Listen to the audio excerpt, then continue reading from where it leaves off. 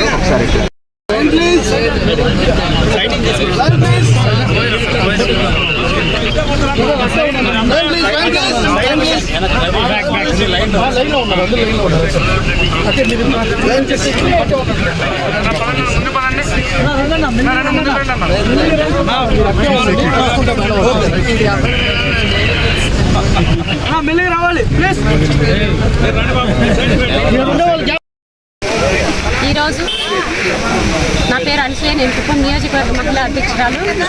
ఈరోజు కర్ణాటక బార్డర్ కెంపాపురం దగ్గర మన మాన్యశ్రీ నారా చంద్రబాబు నాయుడు గారి సతీమణి, అదేవిధంగా హెరిటేజ్ మేనేజింగ్ డైరెక్టర్ అయినటువంటి నారా భువనేశ్వరి మేడం గారు ఈరోజు చేయబోతున్నారు.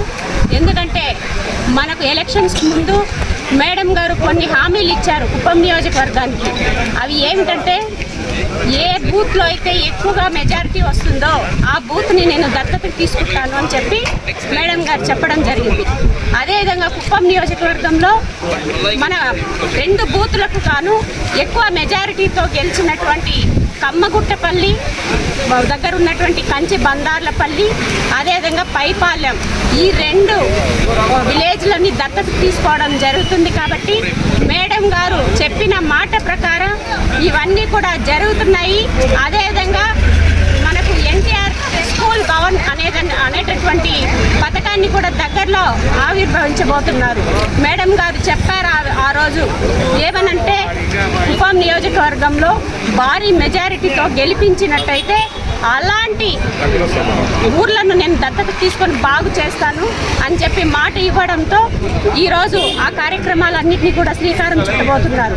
అదేవిధంగా ఉమెన్ ఎంపవర్మెంట్ గురించి కూడా ఈరోజు మాట్లాడబోతున్నారు. ఉమెన్స్ని ఎలా షైనప్ చేయాలి, వాళ్ళ ఆర్థికంగా ఎలా ఎదగాలి. అందరికీ నమస్కారం.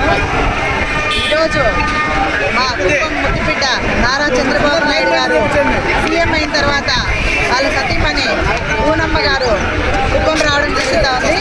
ఆ అమ్మ రావడము చాలా సంతోషమైన విషయము. ఆమె చెప్పింది మళ్ళీ వస్తా, 2 months one time 3 months one time వస్తానని చెప్పింది. అదే మాట మీద కూడా ఆమె వస్తూ ఉంది. కుప్పం అభివృద్ధి అంటే చంద్రబాబు నాయుడు గారు మాత్రమే చేయగలుగుతారు. ఇది ఎవరి వల్లనూ అయ్యేదు. ఎంతో మంది తుక్లక్ నాయకులు, వైసీపీ నాయకులు ఎగిరెగిరి పడినారు.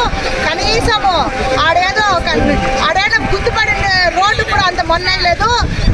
ఇదే కుప్పంలో ఈరోజు ఎంత అభివృద్ధి జరుగుతూ ఉందని ఈ తుక్లక్ నాయకులు చూడమని చెప్పి చెప్పడం జరిగింది.